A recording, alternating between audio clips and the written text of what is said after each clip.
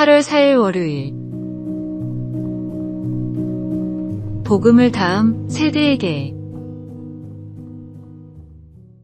세계 여러 무신론자와 활발한 토론을 벌이고 있는 시대를 대표하는 기독교 변증가 윌리엄 레인 크레이그 박사는 최근 청소년과 청년 세대들이 교회를 떠나는 것이 큰 문제가 되고 있다며 경고했습니다. 크레이그 박사가 말한 교회를 떠나는 젊은 층의 7가지 특징은 다음과 같습니다. 1. 대부분은 교회를 다녔던 경험이 있다. 2. 복음과 관련 없는 설교를 많이 들었다. 3. 용기를 낸 솔직한 질문에 진부하거나 성의 없는 답을 받았다. 4. 성경을 소중하게 여기는 사람을 존경한다. 5. 14살부터 17살 사이에 교회를 떠나기로 마음먹는다. 6. 이성적인 이유보다 감정적인 이유로 무신론자가 된다. 7. 인터넷 문화가 젊은 층을 무신론자로 이끈다. 더욱 결정적으로 전달해야 하는 것이 우리의 의무입니다. 우리가 믿는 복음을 다음 세대에 온전히, 다음 세대가 주님을 떠나가고 복음에 관심 없어 할수록 우리가 더욱 노력해야 합니다. 복음을 전하는 것이 더 어렵고 힘들어지는 세상이지만 그럼에도 다음 세대를 위해 더욱 간절하게 기도하고 마음을 다해 후원하십시오. 오늘의 말씀, 그러므로 너희는 가서 모든 민족을 제자로 삼아. 오늘의 만나, 우리 주변의 다음 세대를 위해 어떤 구체적인 기도와 섬김을 실천할 수 있는지 생각해 보시기 바랍니다. 8월 5일 화요일. 마땅히 해야 할 섬김. 한 대학교의 교수이자 선교사인 남자가 강의를 하러 어느 교회를 방문했습니다. 며칠간 이루어진 저녁 집회마다 교역자가 아닌 성도 한 분이 계속해서 찾아와 극진히 대접을 하자 그 교수가 교회의 담임 목사님에게 물었습니다. 저분은 교역자도 아닌데 어떻게 저렇게 매일 교회에 와서 섬기실 수가 있나요? 아무 일도 하지 않고 집에만 계시는 분인가요?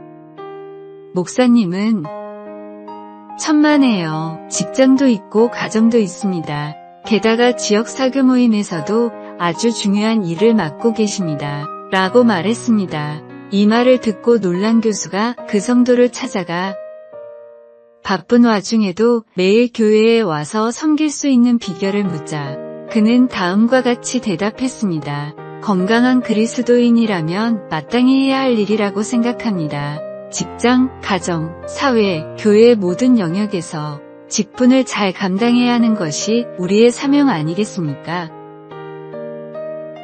예수님은 자기 할 일을 다하고 남는 시간에 우리를 구원하러 오지 않으셨습니다. 우리를 구원하는 것은 예수님이 최우선 순위로 삼으신 가장 중차대한 일이었습니다. 가장 귀한 것을 주신 주님을 우리의 자투리 시간에 섬기고 생색을 내지 마십시오.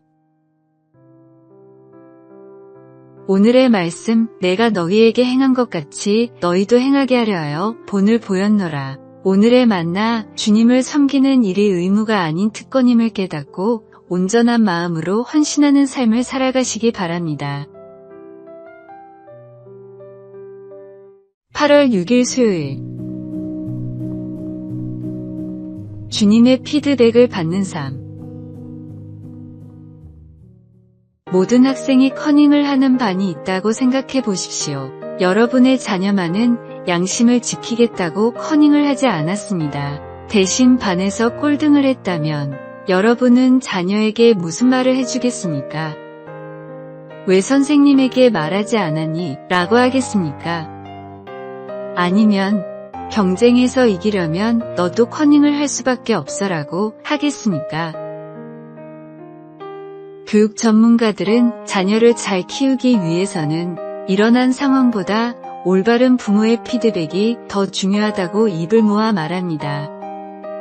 위와 같은 상황에서 가장 이상적인 부모님의 피드백은 너만이 스스로의 실력으로 시험을 본 진짜 승리자란다. 양심도 지키고 진짜 실력도 키웠으니 자신감을 가지렴이라고 합니다.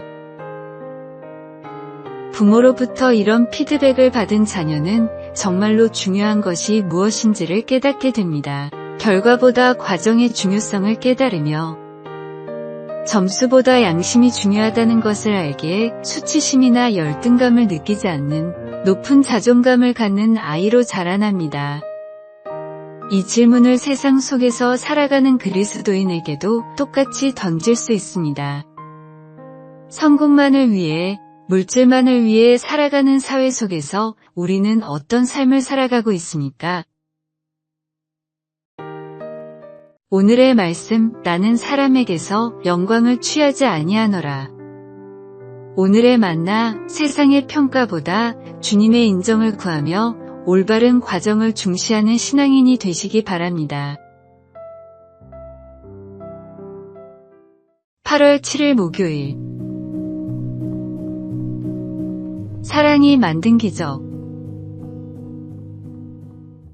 태어나서 단 한 번도 다이어트에 성공한 적이 없는 딸이 있었습니다.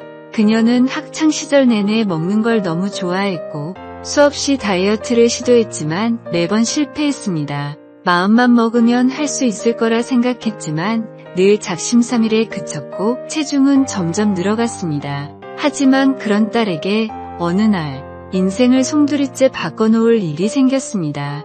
사랑하는 어머니가 간경화로 쓰러졌고 유일한 희망은 생체 간 이식뿐이었습니다. 검사를 받은 결과 딸의 간이 이식에 적합하다는 소식이 들려왔습니다. 하지만 큰 문제가 있었습니다. 바로 딸의 건강 상태였습니다. 과체중과 심한 지방간으로는 이식을 할 수 없었던 겁니다. 그날 이후 딸은 변했습니다.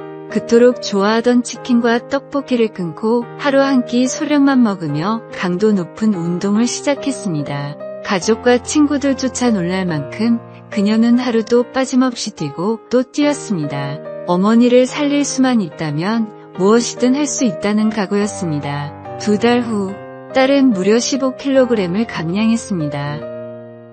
지방간 수치는 정상으로 돌아왔고 마침내 어머니에게 간을 이식할 수 있었습니다.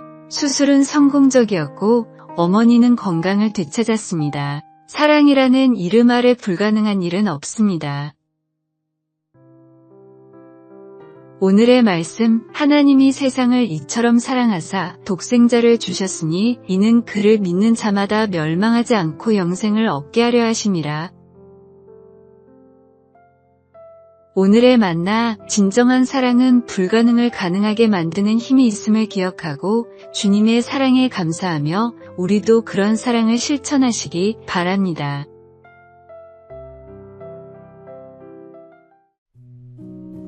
(8월 8일) 금요일. 복음의 씨앗. 누가복음 8장에서 예수님은 씨 뿌리는 자의 비유로 사람들을 가르치시면서 세상에는 4가지 밭이 있다라고 말씀하셨습니다. 4가지 밭은 크게 좋은 밭과 나쁜 밭으로 다시 나눌 수 있습니다. 좋은 밭은 뿌려진 씨가 30배, 60배, 100배의 결실을 맺는 옥토입니다. 반면 나쁜 밭은 이런저런 이유로 제대로 결실을 맺지 못하는 길가에 있는 밭, 돌과 자갈이 널린 밭, 가시덤불이 깔린 밭입니다. 이 비유를 보는 사람들은 대부분 좋은 밭과 나쁜 밭에 집중하고 있습니다. 그러나 예수님은 다음에 2가지 사실을 가르치기 위해 이 비유를 사용하셨다고 합니다. 첫째, 농부의 은혜입니다. 밭이 아무리 좋아도 씨가 뿌려지지 않으면 결실을 맺지 못합니다. 하나님의 은혜가 아니면 우리가 아무리 좋은 밭이라 하더라도 스스로는 열매를 맺을 수 없습니다. 둘째, 복음을 전해야 할 의무입니다. 농부는 딱 봐도 어떤 밭이 좋고 나쁜지 알 텐데도 이와 상관없이 부지런히 씨를 뿌렸습니다. 모든 사람이 구원받기를 원하는 것이 하나님의 마음이라는 것을 알았기 때문입니다. 누구보다 죄인이고 악한 우리의 마음에도 주님이 복음의 씨앗을 뿌려주신 것처럼 우리 주변에 있는 사람이 누구인지를 막론하고 부지런히 복음의 씨앗을 뿌리십시오. 오늘의 말씀, 아침에 씨를 뿌리고 저녁에도 손을 놓지 말라. 오늘의 만나, 하나님의 은혜로 구원받은 우리가 이제는 복음의 씨앗을 뿌리는 농부가 되어 포기하지 않고 끝까지 전도의 사명을 감당하시기 바랍니다.